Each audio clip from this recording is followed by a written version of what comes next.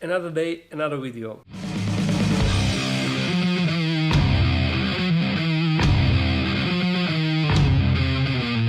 I have a couple of updates, a couple of molds. I have new addition, and if you're watching me, if you're following me on the Instagram, you already know that. And we have one transfer to do. And that's basically all. And Pterinochilus murinus is outside the OBT, so isn't it lovely? It's a welcome change that it is once again outside. So, new molds. First new mold is Nhandu tripepii. It is now a bit bigger, not too much. So that is one update. And the second mold is more exciting. Also, if you are on the Instagram, you already know what is that. I don't know how much can you see, and if you can see anything, but it is Poecilotheria ornata, female. So she was around 17 centimeters, and now she's bigger. Unfortunately, her molt is all the way down there, as you can see, so I'm not able to get it out at the moment, but hopefully she will take it out soon. Okay, let's continue with what? Is there something on my... Is there something on me? Magic! We will be transferring the Poecilotheria hanumavilasumica, the potential female, but first I'm going to open the new addition. As some of you might know, last weekend I went to Klis to visit my father, and there I found some interesting spider. I will show it to you now, and I will transfer it into a new enclosure that I made for it. So the name of this species is... a second. I'm not 100% sure. It has to be something from Segestria genus, and species it's probably Florentina, but I'm not entirely sure. I just compared the pictures, so you know how pictures are. It is a bit, I would say, even aggressive, surprisingly aggressive spider. And from what I read, their venom is not strong, but they have painful bites, so I won't be using my hands on this one.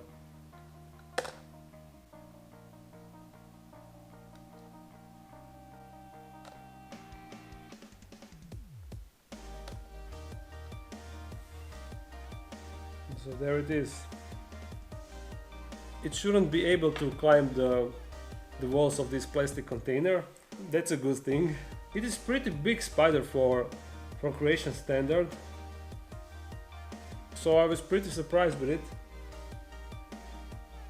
I'm not sure if you can see here, but its fangs have slight metallic green color. Not sure if you can really see it from the video. I'm not sure how long they live, and by the way, I found a lot of them, so that's why I decided to take it from the nature, because it is not rare and I'm not endangering the local population. I will actually show you the video how they live. They live in walls, to be more precise, in holes between rocks of some wall. So the setup that I made for it, this will be just temporary. I will try to make an imitation of a real wall. I have this rock with a hole, and I also put this cork bark with holes. I will keep it tilted like this, so it will kind of mimic the natural habitat. First, let's introduce the spider.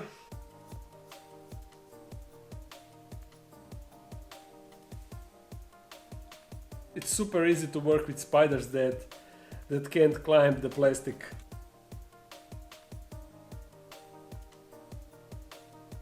We will see how long it will live.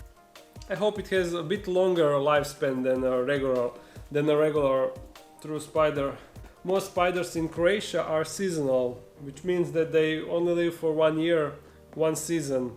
So let's hope that it is different with this species. Now the transfer. That could be a bit interesting. You know, when you're transferring Poecilotherias, everything can happen. You need to be prepared for everything. What am I doing? First, I need to set up the enclosure. I never made a video about this, but this is the acrylic enclosure that I made. It is my first attempt at making the acrylic enclosure, and as you can see from these stains, and it is pretty rough because I am learning, but I think that I made a pretty decent job. You see, this is how you open it, and the locking mechanism is something that it is my idea. I guess, at least I never saw it on an acrylic enclosure. You see, I made this hook that goes through this. I can just remove this. What am I doing? That goes through this hole on doors, like this. And then I have this tiny little piece that goes here. And also here is the second one, like that. And it is closed. As you can see, it doesn't move. So yeah, that's my arboreal enclosure. I'm still working on the design. I feel like these parts are a bit too small and not that practical to handle. So I need to make this bigger. And also, I won't go into details, but yeah, I'm working on it. I'm not entirely satisfied with how it came out, but it will serve its purpose. So as always, I will use a cork bark as a hide. And since this enclosure won't be permanent enclosure for this tarantula, I will only be using cocoa fiber.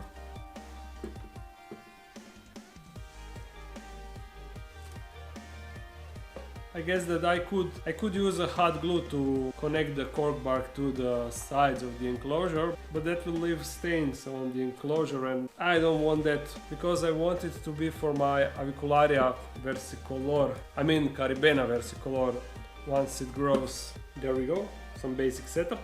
All it needs now is a water dish, but as usually I will add that later.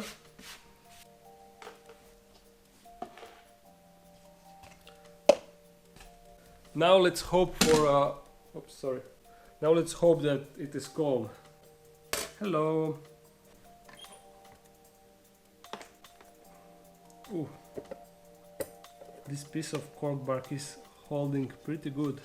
You see, hot glue gun doesn't hold really good on glass, but when you have plastic, then it holds really good. You see how I'm moving this and I can't break it.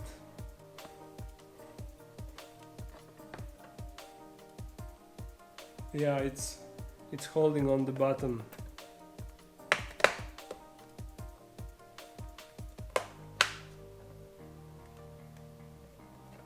Whoop. You know what we say? Don't be bolty.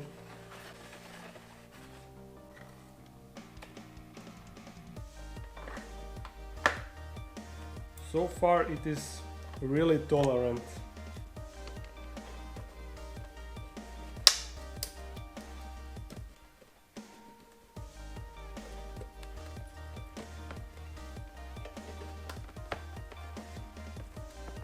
Finally.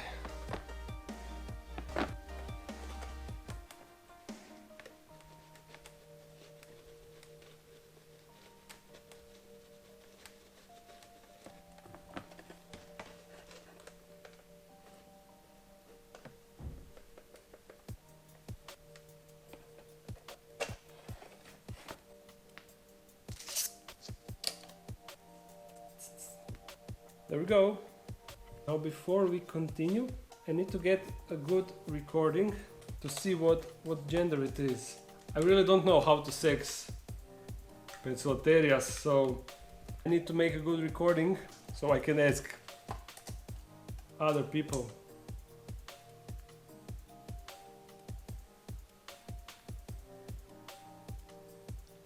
I really hope that these recordings are good enough to see. Okay, let's get it in the enclosure.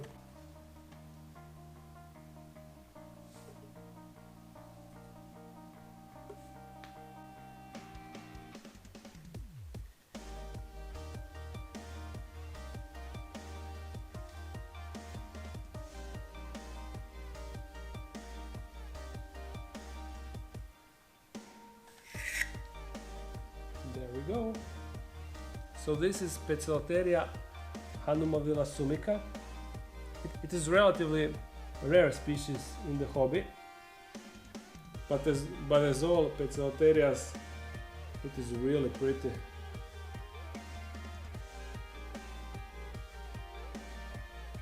So this was a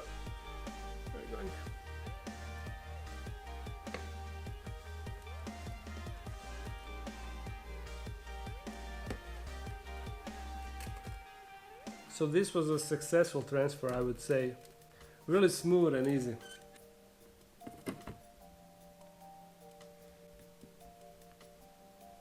And in case you didn't figure it out, I have a new cell phone. I ordered it from AliExpress. It's the China eBay. I paid only $150 for it, and it is really good mobile phone. I'm extremely satisfied for the amount that I paid for it. So now with new mobile phone, I will be posting regularly on the Instagram.